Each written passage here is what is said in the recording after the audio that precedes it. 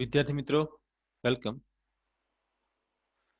આજે આપણે સાબિત કરીશું કે વર્ગમૂળમાં 3 અસમય છે. આપણે આગળના દાખલાની અંદર વર્ગમૂળમાં 2 અસમય છે તેવું શાંતિપૂર્વક સમજ્યા હતા.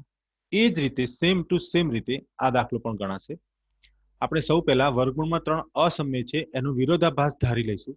એટલે કે ધારો કે વર્ગમૂળમાં 3 સમય છે. સમય હોય એટલે a/b સ્વરૂપ હોય જ, અને a/b એના અતિ સંક્ષિપ્ત રૂપમાં હોય એટલે આપણે લખી શકીએ કે a અને b પરસ્પર અવિભાજ્ય પૂર્ણાંકો થશે અને તેમનો ગુસા 1 થાય.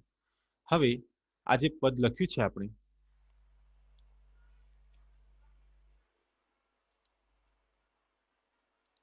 વર્ગમૂળમાં 3 બરાબર a/b, એમાં બંને બાજુ આપણે શું કરીશું? વર્ગ કરતા. બંને બાજુ વર્ગ કરતા એટલે આપણે બંને બાજુ વર્ગ કરીએ તો વર્ગમૂળમાં 3 નો વર્ગ થશે 3 બરાબર a નો સ્ક્વેર છેદમાં b નો સ્ક્વેર. અહીં આપણે લખી દીધું a નો સ્ક્વેર છેદમાં b નો સ્ક્વેર. b ના સ્ક્વેરને આપણે સામે ગુણી દઈએ એટલે થશે 3b નો સ્ક્વેર બરાબર a વર્ગ. બંનેની સાઈડ બદલી એટલે આપણે પ્રશ્ન આવ્યો a સ્ક્વેર બરાબર 3b સ્ક્વેર. વિદ્યાર્થી મિત્રો, અહીંયા આપણે એક વસ્તુ સમજવાની હતી કે a સ્ક્વેરના બે અવયવ થયા 3 અને b વર્ગ. પહેલો અવયવ થયો 3 અને બીજો અવયવ થયો b વર્ગ. એટલે આપણે લખી શકીએ કે 3 એ a વર્ગનો અવયવ છે. 3 એ a વર્ગનો અવયવ છે. અહીં આગળ જો વિદ્યાર્થી મિત્રો ના ખબર પડતી હોય તો આ વખતે આપણે લખીને જરા સમજી લઈએ છીએ કે 10 હોય, 10 ના 2 ભાગ પડ્યા, 2 પંચા 10, તો દેખીતી રીતે 2 એ 10 નો અવયવ છે અને 5 પણ 10 નો અવયવ છે. એ જ રીતે તમે જોઈ લો a સ્ક્વેર બરાબર 3b સ્ક્વેર, તો એ 3 એ a વર્ગનો શું થાય? અવયવ થાય. ખ્યાલ આવી ગયો? ઓકે. હવે 3 એ a વર્ગનો અવયવ છે. 3 પોતે અવિભાજ્ય સંખ્યા છે એટલે પ્રમેય 1.3 મુજબ આપણે કહી શકીએ કે 3 એ a નો પણ અવયવ છે. હવે બીજું સમજવાનું અહીં આવ્યું કે 3 એ a વર્ગનો અવયવ હોય, 3 એ a વર્ગનો અવયવ હોય તો 3 એ a નો અવયવ કેવી રીતે થાય? એના વર્ગમૂળનો અવયવ કેવી રીતે થાય? થાય જ વિદ્યાર્થી મિત્રો. એ સમજાવવા માટે હું જમણી સાઈડ લખું છું કે 36 છે એનો અવયવ છે 3. 3 ને કોઈ સંખ્યા વડે ગુણવાથી 36 મળે જ. આપણને ખબર છે કે 12 વડે ગુણવાથી 36 મળી જાય. એટલે 36 નો અવયવ 3 થઈ ગયો. હવે આપણે કરીએ 36 નું વર્ગમૂળ. 36 નું વર્ગમૂળ થાય 6.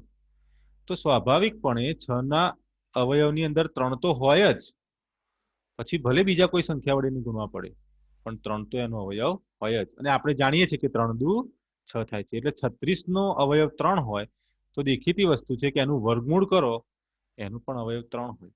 તો સાબિત થઈ ગયો ને? એ તમને ખબર પડી ગઈ કે 3 એ a વર્ગનો અવયવ હોય તો 3 એ a નો પણ અવયવ હોય. બરાબર. હવે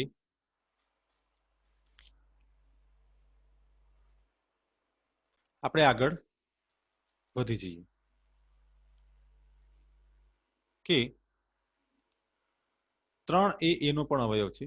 જો 3 એ a નો અવયવ હોય તો આપણે એમ કહી શકીએ કે a નો અવયવ 3 છે. એટલે a બરાબર 3 અને બીજો કોઈ પણ અવયવ છે જેને આપણે ધારીશું c, તો a બરાબર 3c. બંને બાજુ વર્ગ કરો તો અહીં થશે a નો વર્ગ a વર્ગ બરાબર 3 નો વર્ગ 9 અને c નો વર્ગ c વર્ગ. બરાબર. હવે અહીં આગળ યાદ રાખવાનું છે a વર્ગની કિંમત ઉપરથી ગણતરી કરીને લેવાની છે. a સ્ક્વેર બરાબર 3b સ્ક્વેર એટલે a વર્ગની જગ્યાએ તમારે મૂકવાના થશે 3b વર્ગ. એટલે અહીંયા જે હતું a વર્ગ એની જગ્યાએ નીચે આપણે મૂકી દીધા 3b વર્ગ બરાબરના બરાબર, પછી જમણી સાઈડનું પદ એનું એ. એટલે એનાથી શું થશે વિદ્યાર્થી મિત્રો? 3 છે સામે જઈને ઉડી જશે. 3 તરી 9 એટલે 3 વધશે. બરાબર. એટલે b સ્ક્વેર બરાબર 3c નો સ્ક્વેર. તો સ્વાભાવિકપણે બી સ્ક્વેર નો અવયવ કયો થઈ ગયો? 3, એટલે લખી શકીએ આમ 3 એ બી સ્ક્વેર નો અવયવ છે, પરંતુ 3 એ અવિભાજ્ય હોવાથી 3 એ બી નો પણ અવયવ છે. વિદ્યાર્થી મિત્રો, પરિણામ નંબર 2 ઉપર લખાઈ ગયું છે, જે આપણે અહીંયા નીચે લખવાનું હતું. બરાબર, આપણે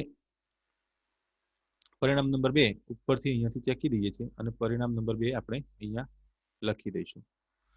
હવે તો ધ્યાનથી જરા જોઈએ તો પરિણામ નંબર 1 પણ ઉપર લખાઈ ગયું હતું, જેને આપણે કાઢીને પરિણામ નંબર 1 અહીં લખી દઈએ છીએ. ધ્યાનથી જરા જોઈશું તો પરિણામ 1 અને 2 ને ધ્યાનથી જોઈશું તો 3 એ a નો અવયવ છે અને 3 એ b નો અવયવ છે. બરાબર, ફરી કહી દઉં, 3 એ a નો પણ અવયવ છે, 3 એ b નો પણ અવયવ છે, એટલે 3 બંનેનો અવયવ છે, a નો અને b નો. એટલે 3 એ a અને b નો સામાન્ય અવયવ છે, અને સામાન્ય અવયવ શું કહેવાય? ગુસા. એટલે એનો ગુસા 3 થઈ ગયો. પણ આપણે તો ઉપર ધાર્યું કે ગુસા 1 છે, અહીં લખેલું જ છે કે એનો ગુસા કેટલો છે? 1 છે, એટલે આપણી ધારણા પરથી આવ્યું હતું કે તેમનો ગુસા 1 છે, અને અહીં તો ગુસા કેટલો આવ્યો? 3 આવ્યો. તો આ વિધાન જે આવ્યું